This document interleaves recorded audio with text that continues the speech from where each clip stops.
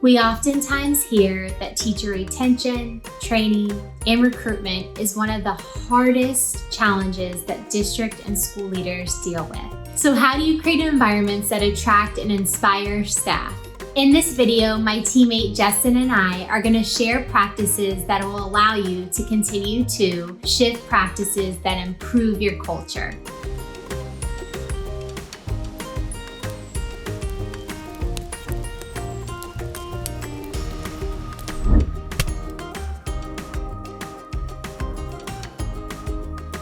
Hi, I'm Kelly Friet from Education Elements. And I'm Justin DeLeon from Education Elements.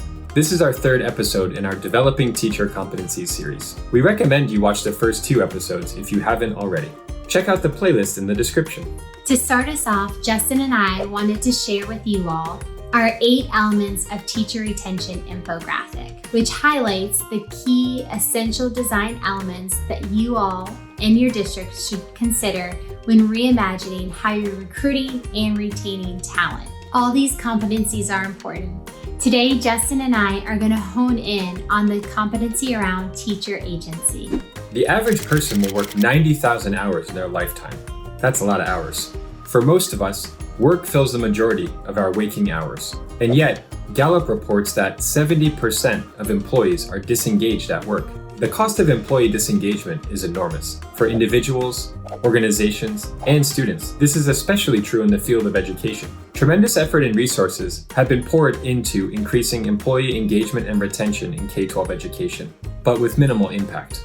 Imagine, Justin, if teachers had more opportunities to improve teacher agency in ways that allow them to professionally grow and contribute to the spaces that their colleagues are in. You might consider creating competencies that value teacher agency and investing in structures and systems that promote the development of these competencies and in turn teacher agency across your district and its schools. For example, there are concrete ways that you can promote teacher agency through the school improvement process.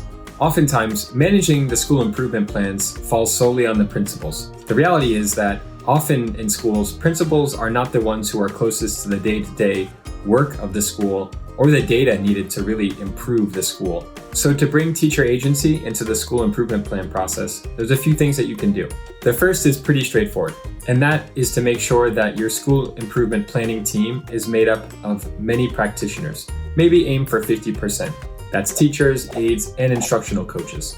Giving practitioners roles and accountabilities within the school improvement planning process and on that team, it gives them a very clear space to exercise their voice and to share their point of view and perspective on how the school can improve. Second thing you can do is that within your school improvement plan, set some goals and some clear objectives around how you're going to create collaboration structures and decision-making structures to make sure practitioners are involved in key decisions that affect systems across the school. This will both distribute leadership and decision-making while building teachers' capacities around how to understand and solve systems-wide problems.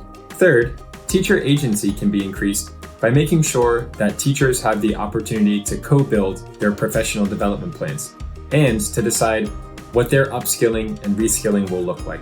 By increasing teacher efficacy over their own learning and development, you are creating an example and a model for teachers to embrace so that they have agency and decision-making over their own learning, just like we want students to have agency and decision-making over their own learning, as Courtney talked about earlier. Justin shared a very concrete example of how teacher agency can be applied to your school improvement plan. You can anticipate turnover in education, and competencies allow you to positively impact teacher recruitment and retention. 3 ways you can build a competency-based environment. Number 1, increase teacher agency by incorporating it into your school improvement plan. Number 2, increase teacher voice. And number 3, provide plenty of opportunities to upskill your teachers. Let's discuss that third one. I want to take a moment to acquaint you to the chart that talks about the different competencies pre and post-COVID. What you'll notice on the left is the classroom management competencies that teachers needed versus the instructional design strategies or competencies that teachers needed. What you'll notice then is the pre and post-COVID reflections. So you'll notice in the classroom management, it might have been that you had to clearly communicate routines and procedures pre-COVID, whereas when you think about post-COVID updates, the expectations had to be updated, whether it was using how to use the camera appropriately, how do you collaborate within teammates. Those are just some clear examples of how upskilling has had to happen for teachers around this competency. If we were to move to the instructional design competency, we would look and see that there might have been pre-COVID a more gradual release when it came to the instructional design. Whereas in post-COVID, we're really focusing in on those small group instruction opportunities that allow you to really target the instruction for students. Both of these are examples of how your team could reflect on what the upskilling has looked like for your teachers, specifically around these two competencies, which are classroom management and instructional design. I'm going to challenge you to reflect on how your district pre and post-COVID is acknowledging the shifts that are happening with upskilling talent within your own district. How do you think education can address the upskilling needed for teachers coming this fall? Justin and I are curious to hear from you in the comments. There is much you can do to help teachers thrive instead of just survive. We hope these examples light a fire around providing teacher competencies in your district. If you have any questions, or you're just looking for a thought partner to help you think about how these 8 elements of teacher retention can come to life in your district, don't hesitate to reach out to me or to Kelly. And check out our website for more resources on teacher development and retention. If you enjoyed this content, please like our video, subscribe to our channel, and follow us on Twitter. Thank you for watching, and we hope to see you next time.